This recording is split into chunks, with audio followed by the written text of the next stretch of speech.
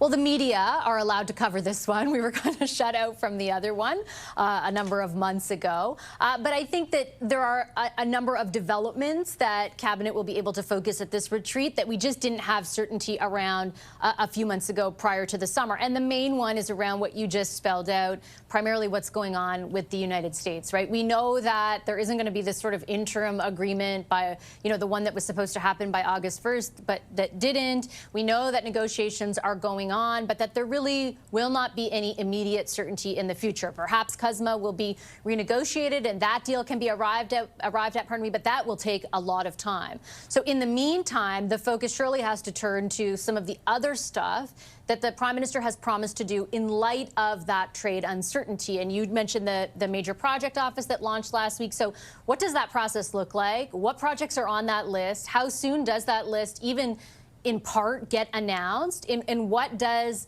the process for those projects getting built actually look like? I think that is something that will be a focus. So I would categorize like all the stuff that falls into trade and its impacts and the war with the U.S., the trade war with the U.S. on one side of the equation, and the other is all the other stuff that still matters to Canadians. And you mentioned one there off the top, being housing, right? There have been some very specific promises made by the Liberals during the federal election campaign, including the creation of a new agency that will facilitate the building of increased supply. We don't have many details on how that's going to work, so we'll be looking for announcements to that effect, or at least discussions around that subject here, and more widely issues that still matter to Canadians outside of just housing affordability writ large, as well as crime. Crime and safety is something that's, I know you're in Toronto, I'm in Ottawa, it's at the top of every local paper right now. It is very much driving headlines and driving a lot of concern for Canadians, and they have promised legislation to address some of that in the fall, so we anticipate that will be discussed as well. And of course, after that, then the House resumes sitting. What can we expect from Carney and the Conservative leader, Pierre Poilievre, will be back in the House? Yeah, I think that's the big change that will draw some eyeballs to start. Kind of what does that dynamic between Pierre Poilievre and Mark Carney look like in the House of Commons?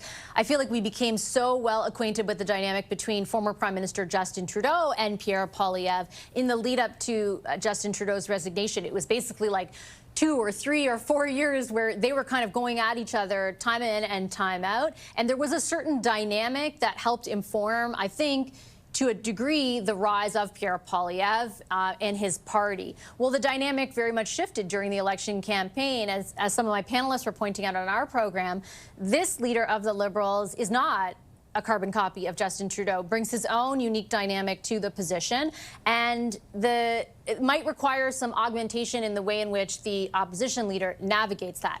Whether that actually happens, I think, might be a different story.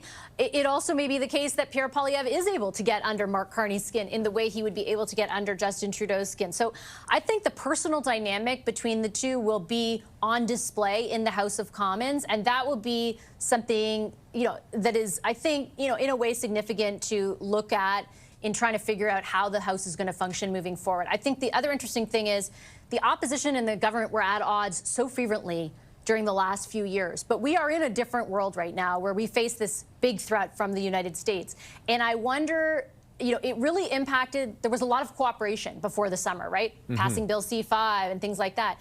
Does that continue through into the fall? Does that stay throughout the House of Commons? I'm very curious to see if both the government and the opposition still show a willingness to work together. Okay, we shall see. It is politics after all. Vassy, thanks as always. My pleasure. CTV's chief political correspondent, Vassy Kapelos.